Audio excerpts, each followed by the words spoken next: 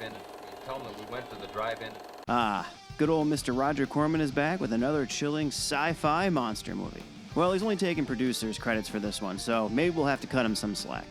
The Monster from the Ocean Floor was directed by Wyatt Ordong and written by Bill Dance. It was released on May 21st, 1954 by Palo Alto Productions. Let's see how this one-eyed monster from the deep does. Title screen with some eerie music. Good job, Andre Drummer. We opened with some narration about how man has no clue what goes on under the waves.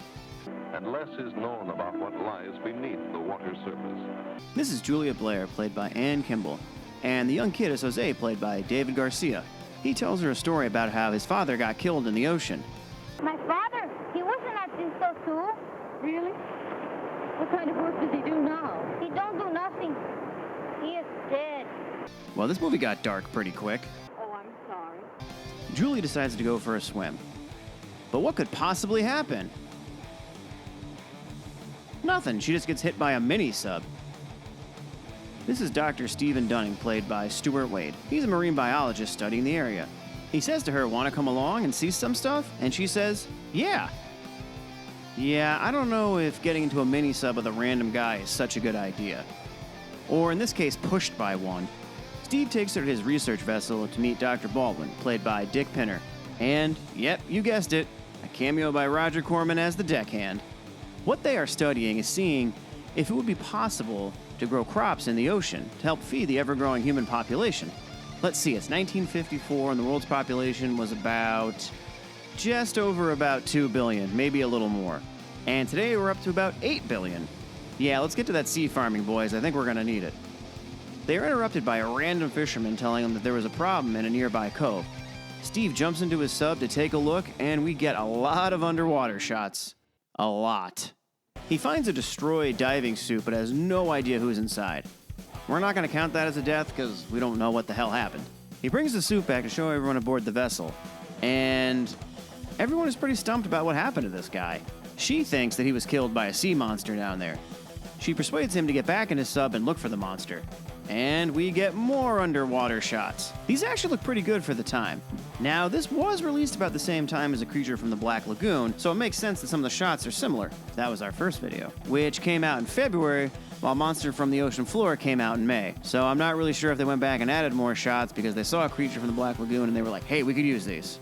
Julie is convinced that this monster exists somewhere.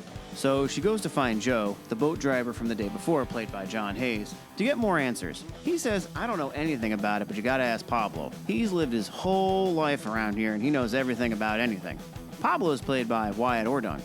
He says we got sharks, turtles, seals, and oh yeah, there's a devil monster down there too. He tells her the story of what he saw one night on a full moon. And oh god, another song. My love is like a meadow. Someone called Chase. There was a meadow ready to cry. There was a sparrow. Fuck, man. 30 minutes in and there's been no monster, but we get this. Pablo told me that the thing in the cove comes out on moonlight nights. Julie, if a man has enough tequila, he's liable to see a lot of things. Words to live by. This is random. Steve, good news. Oh, it's Dr. Baldwin. Dr. Baldwin drops by to tell Steve they got funding to bail on this spot and they had moved down the coast. So, okay, he's gone. Well, the full moon is out. Maybe now she'll see her monster?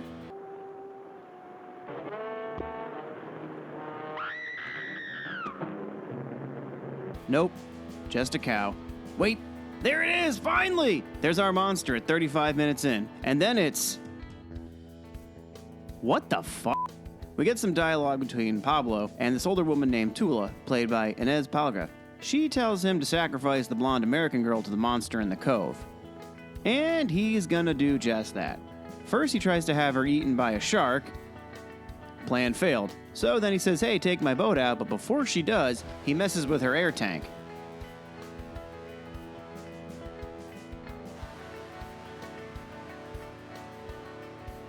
Which turns out to be another fail. This guy's really batting 1,000 today.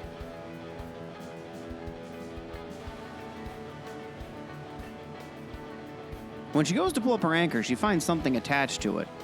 So she brings it over to Steve and the doctor, and it's... Well, they don't say, but they head back to see Julia quick. And it sure does take them a long time to get back to check on Julia.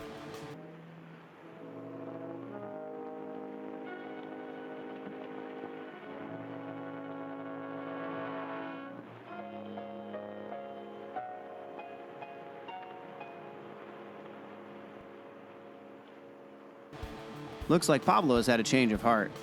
He comes clean and says that he can't kill her and he's sorry for giving her a hard time. She says, okay, that's cool, and jumps back in to look for the monster.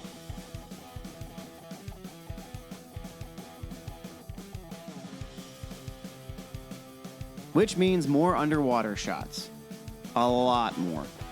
And then we see it. The whole monster. Holy shit, finally. Julia gets trapped by the monster, but Steve comes to save the day.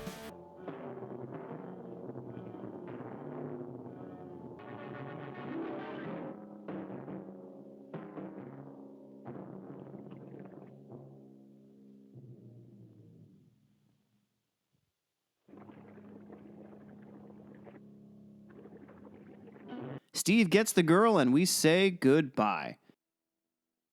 The end. And thankfully. Well, what's to say about this movie? We can sum it up in one sentence. Doctor with sub saves woman from underwater monster near Mexico. But that's no fun. I did have a hard time staying interested in this one. It has the whole nuclear created monster scare, which they mention some people go missing, but I just kind of wish they'd showed more deaths. Actually, we only had one off screen, so there's really no death count for this movie at all. The monster effects don't hold up very well, and the ending...